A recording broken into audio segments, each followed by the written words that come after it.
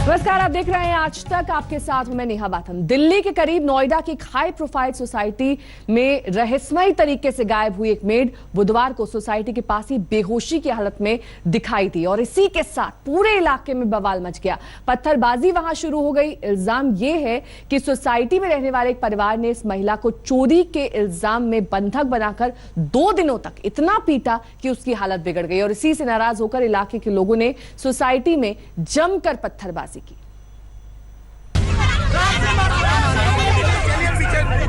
यहाँ पे एक मेड थी जिसको रात भर बाथरूम में बंद करके रखा है, उसे बहुत मारा गया।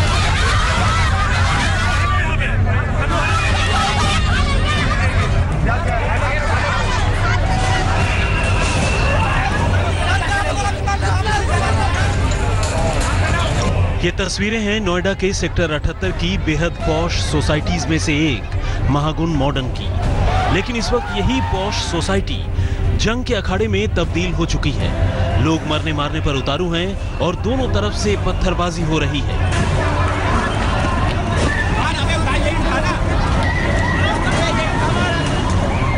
इसमें एक तरफ पास के ही गांव में रहने वाले लोग हैं तो दूसरी तरफ सोसाइटी के लोग और सिक्योरिटी गार्ड, जबकि बीच में पुलिस वाले। लेकिन सवाल यह है कि आखिर इस पॉश रिहायशी इलाके में रातों रात ऐसा क्या हुआ कि दोनों तरफ से यूं पत्थरबाजी शुरू हो गई। तो जवाब है सोसाइटी के एक मकान से एक मेड का रहस्यमयी हालत में बेहोश मिलना।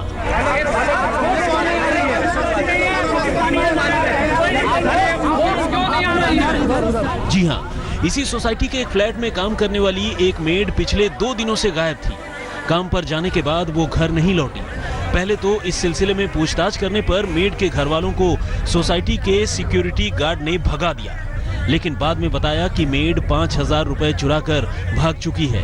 अलबत्ता जब उसके घर वालों और गांव के लोगों ने दबाव बनाया तो मेड सोसाइटी के पास ही बेहोशी की हालत में पड़ी मिली और उसके जिस्म पर चोट के कई निशान थे। और बस मेड की हालत देखकर लोगों का गुस्सा भड़क गया। जिसने बंद करके लेडीज को मारा है उससे क्यों नहीं पूछा जा रहा है? एक सेकंड, उससे क्यों नहीं पूछा जा रहा है? पुलिस ये काम क्यों नहीं करे कि उनको बैठाकर हमारे सामने लाए और पूछे कि क्या जुर्म था उस काम वाले को जो इन लोगों ने मारा है। यहाँ पे एक मेड थी जिसको रात भर बाथरूम में बंद करके रखा है, उसे बहुत मारा गया। उसे कपड़े अपड़े सारे फाड़ दिए गए हैं और वो इतनी गंभीर है कि उसकी जान तक बचेगी कि नहीं बचेगी कुछ कहा नहीं जा सकता। उसके छोटे छोटे बच्चे हैं। नोएडा की पॉश सोसाइटी में जोरदार हंगामा। मेड के बेहोश मिलने पर फूटा लोगों का गुस्सा। सोसाइटी के पास चोटिल हालत में मिली मेड। चोरी के इल्जाम में मेड की पिटाई का आरोप। असल में यहां काम करने वाली जोहरा नाम की एक महिला पिछले 2 दिनों से गायब थी, लेकिन जहां वो काम करती थी वहां से उस महिला के घर वालों को कोई साफ जवाब नहीं मिल रहा था। बाद में सिक्योरिटी गार्ड ने बताया कि वो 5000 रुपए चुरा कर भाग गई है, लेकिन इसके बाद वही मेड वहां बेहोश पड़ी मिली। फिलहाल इस महिला के घर वालों का आरोप है कि उसे चोरी के इल्जाम में सोसाइटी की ही एक दूसरी महिला ने बुरी तरह पीटा है और जब तक इस मामले में गुनहगारों पर कार्रवाई नहीं होती उनका विरोध जारी रहेगा। भूपेंद्र चौधरी, नोएडा, आज तक। रुक करेंगे अगली खबर का। सरकारी लापरवाही और बाबूगिरी की ऐसी मिसाल शायद ही कोई दूसरी देखने को मिले। जी हां, अमरनाथ यात्रा के दौरान हुए आतंकवादी हमले की जिस वारदात ने पूरे देश को हिलाकर रख दिया, उसी मामले में सरकारी बाबुओं ने एक ऐसी महिला को मुर्दा करार दे दिया जो जिंदा थी। ये खबर महिला के घर गुजरात तक पहुंची और वहां मातम पसर गया। ये और बात है कि जम्मू कश्मीर प्रशासन ने बाद में अपनी गलती सुधारते हुए महिला को सिर्फ जख्मी बताया।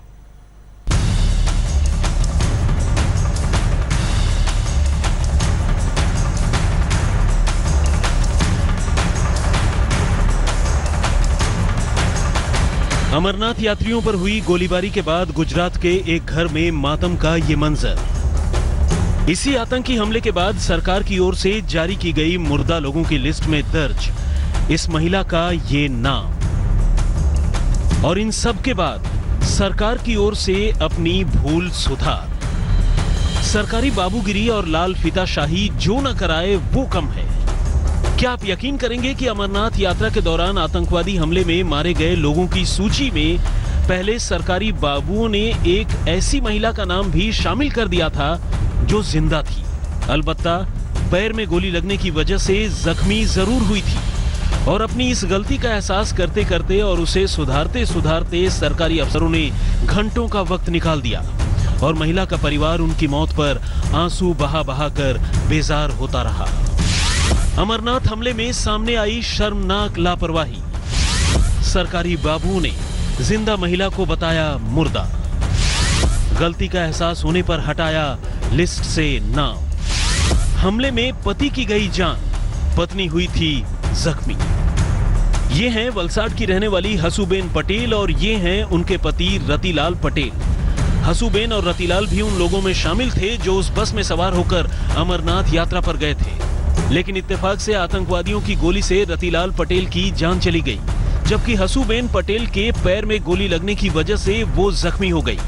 लेकिन सितम देखिए कि मुर्दा और जख्मी लोगों की लिस्ट बनाने वाले जम्मू कश्मीर शासन के सरकारी अफसरों ने गलती से हसूबेन का नाम भी मुर्दा लोगों की लिस्ट में शामिल कर दिया और उनके परिवार में पटेल दंपति की मौत पर दोहरा मातम पसर गया।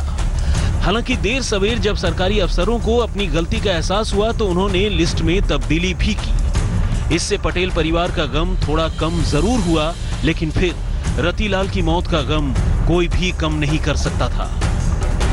हमारा घर से 4 जन गए थे बडोली से, तो उसमें बडोली से 4 जन गए थे, तो हमारा रतिलाल काका को गोली लगी और मेरी चाची को भी लगी गोली। और हम लोग को ऐसा मालूम हुआ कि ये उधर से फोन आके थोड़ा बात हुआ तो दोनों को गोली लगी। ऐसा तो हमारा चाचा एक्सपर्ट हो गया ऐसा लगा। सोमवार को आतंकवादियों ने अनंतनाग के पास एक बस पर हमला कर 7 लोगों की जान ले ली थी, जबकि 19 लोगों को जख्मी कर दिया था। फिलहाल हसूबेन के पति रतिलाल पटेल के घर वालों को गुजरात सरकार की ओर से 10 लाख रुपए और जख्मी हसूबेन के लिए 2 लाख रुपए का मुआवजा देने का ऐलान किया गया है। लेकिन इस वारदात ने सुरक्षा बलों की चूक के साथ साथ सरकारी तंत्र की एक ऐसी खामी उजागर कर दी है जिस पर हर कोई हैरान है। कौशिक जोशी, वलसाड, आज तक। शायद ऐसे ही वाक्यों को सुनकर लोग तकदीर के होने और ना होने पर बहस करने लगते हैं। गुजरात के एक परिवार के लिए ये दूसरा मौका है जब उन्होंने अमरनाथ यात्रा में किसी अपने को खोया है। नवसारी के प्रजापति परिवार की चंपाबेन इस बार आतंकवादी हमले में मारी गई, जबकि करीब 20 साल पहले इसी अमरनाथ यात्रा के दौरान चंपाबेन की मां और दादा भूस्खलन और हार्ट अटैक की वजह से मारे गए थे। कहते हैं इतिहास अपने आप को कभी न कभी दोहराता जरूर है, लेकिन अगर वो इतिहास रंजो गम का हो तो उसका दोहराना कई बार बहुत भारी पड़ता है। गुजरात के नवसारी की रहने वाली चंपाबेन प्रजापति के परिवार के साथ कुछ ऐसा ही है। अमरनाथ यात्रा के दौरान अनंतनाग में हुए आतंकवादी हमले में मारी गई चंपाबेन प्रजापति के परिवार के साथ ये दूसरा मौका है जब अमरनाथ यात्रा के दौरान उनका सामना मौत और गम से हुआ है। ये पहली मर्तबा नहीं है जब अमरनाथ यात्रा के दौरान इस परिवार ने किसी अपने को खोया है, बल्कि अब से कोई 2 दशक पहले भी इसी प्रजापति परिवार ने अमरनाथ यात्रा के दौरान ही एक हादसे में अपने 2 लोगों को खो दिया था। असल में 1996 में चंपाबेन की मां रुक्मणी प्रजापति अपने ससुराल वालों के साथ अमरनाथ यात्रा पर गई थी, लेकिन तभी बदकिस्मती से रुक्मणी के ससुर यानी चंपाबेन के दादा भूस्खलन का शिकार होकर अपनी जान से हाथ धो बैठे थे और इस हादसे ने उनके साथ यात्रा पर गई रुक्मणी को कुछ इतना तोड़ दिया था कि 2 दिनों बाद उनकी भी वहीं हार्ट अटैक से मौत हो गई। एक वो दिन था और एक आज का दिन। चंपाबेन के घर वाले दोबारा अमरनाथ यात्रा पर नहीं जाना चाहते थे और कुछ उन्हीं यादों के चलते उन्होंने इस बार भी चंपाबेन को अमरनाथ यात्रा पर जाने से रोकने की कोशिश की थी, लेकिन वो जिद कर अमरनाथ की यात्रा पर चली गईं और इस बार आतंकवादियों का शिकार बन गईं। मैं भी जाने का अमरनाथ पर नहीं गया और मेरी मिसेज गई तो वो बोल के गई कि जब संभल के रहना, और वो चिखली और बीच के नीचे लग्जरी बस वापस आई थी, उसमें बैठ गया। फिर बाद में जो घटना बनी है वो मेरे को मालूम नहीं था। मैं नाड़ेश्वर गुरु पूर्णिमा के दिन गया था, कल आया, और मेरा छोकरा को वो छोकरी है वो कांटेक्ट किया उसने कहा अच्छा है मम्मी, सब फिर के श्रीनगर से कतरा जाने के लिए रोड पर निकला है, बस में बैठा, बस में हमला हुआ। फिर बाद में हमको मालूम, ड्राइवर ने गाड़ी भगा ली है, उसमें थोड़ा ही आदमी कहीं हो गए, 7 आदमी हो गए, मेरी एक दीदी भी मर गई। अमरनाथ हमले में दिखा नियति का अजीब खेल। गुजरात के एक परिवार के साथ दूसरी बार हादसा। पहले भी अमरनाथ यात्रा के दौरान गई थी 2 की जान। इस बार आतंकियों ने छीनी एक और सदस्य की जिंदगी। कुछ यही वजह है कि इस बार जब चंपाबेन की मौत की खबर नवसारी में उनके घर तक पहुंची तो उन्हें पहले इस पर यकीन ही नहीं हुआ। शायद वो ये भी सोच रहे होंगे कि आखिर तकदीर सिर्फ उन्हीं के परिवार के साथ इतना क्रूर कैसे हो सकती है। लेकिन शायद यही तकदीर है और यही ऊपर वाले का लिखा। चंपाबेन उसी बस में सवार थी जिस पर सोमवार की रात अनंतनाग में आतंकवादी हमला हुआ, और वो भी इस हमले में गोलियों का शिकार बनकर अपनी जान गंवा बैठी। फिलहाल इस परिवार के पास सिवाय अफसोस और चंपाबेन के अमरनाथ जाने के फैसले पर रोने के सिवाय और कुछ नहीं बचा है। अहमदाबाद से गोपी खांघर के साथ आज तक ब्यूरो। आधे हिंदुस्तान में मचा है जल तांडव। कहीं बारिश की मार है तो कहीं सैलाब से जीवन पर आफत है। यूपी, उत्तराखंड, असम, बिहार, हर तरफ बारिश और बाढ़ से मचे हाहाकार की तस्वीरें सामने आ रही।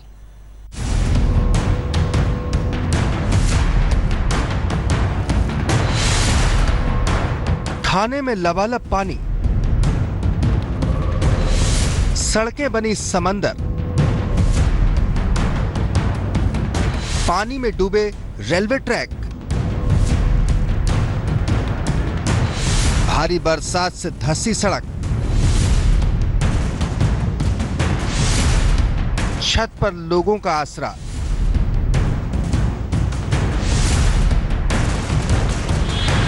भारी बारिश ने इलाहाबाद का क्या हाल कर रखा है, यह उसी का मंजर है।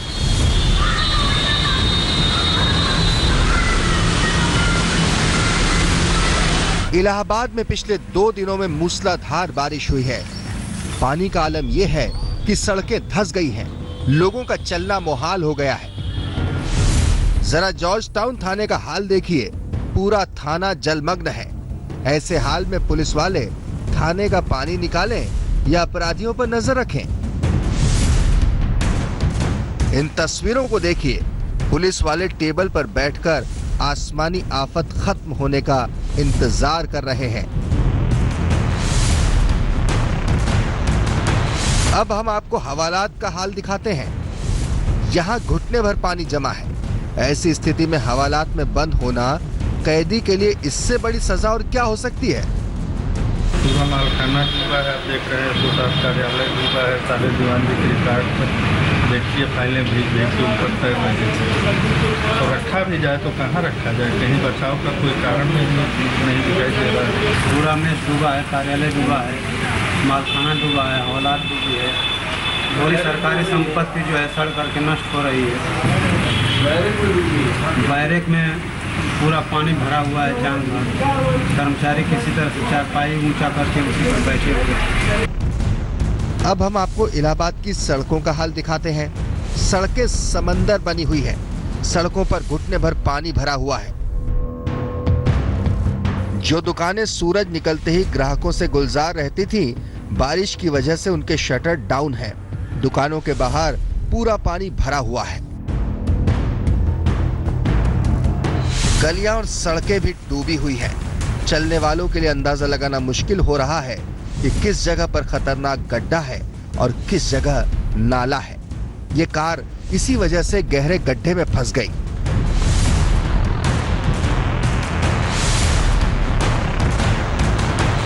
कुल मिलाकर 2 दिन की बारिश में इलाहाबाद नगर निगम की तैयारी की पोल खुल गई है। सर दिक्कत ही दिक्कत है, पानी भरा हुआ है, चारों तरफ सड़कें खुदी पड़ी हैं। हर एक आदमी को दिक्कत हो रही है। देखिए गाड़ी फंसी हुई है, हर जगह पानी भरा हुआ है। हर जगह पानी भरा हुआ। इलाहाबाद के जिन इलाकों में सबसे ज्यादा जलभराव की समस्या है उनमें शामिल हैं Khuldabad, Civil Lines, George Town, Allapur, Sohbatiyabad, Dhoomanganj और खुलेम सराय। बहुत पानी भर जाता है, घुटने भर पानी भर जाता है, लोगों के घर में पानी घुस जाता है, सामान भी बहुत लोग खराब हो जाता है, लोग इधर छोड़ के दूसरे रोड से अपने आवास पे जाते हैं। निकलना मुश्किल हो जाता है। जी जी, बहुत निकलना मुश्किल हो जाता है। अभी तो बहुत है, नहीं तो घाटी के ऊपर पानी भर जाता है। अब जरा यूपी के सीएम योगी आदित्यनाथ के शहर का हाल देख लीजिए। गली से लेकर मोहल्ले तक पानी में डूबा हुआ है। महिलाएं घरों से पानी उलीच रही हैं। पानी से जनजीवन पूरी तरह ठहरा हुआ है। काश नगर निगम ने पानी निकासी का इंतजाम किया होता तो शायद इन लोगों को इस मुसीबत में नहीं पड़ना पड़ता। बारिश के मौसम में पानी बरसना तय है। बारिश का मौसम कोई अचानक नहीं आता। फिर भी बड़े बड़े शहरों में जब ऐसा मंजर दिखता है तो सवाल तो पैदा होता ही है कि जिन लोगों के ऊपर शहर को व्यवस्थित रखने की जिम्मेदारी है वो क्या कर रहे हैं। इलाहाबाद से पंकज श्रीवास्तव के साथ आज तक ब्यूरो। अभी के लिए बस इतना ही। देश और दुनिया की तमाम खबरों के लिए देखते रहिए आज तक।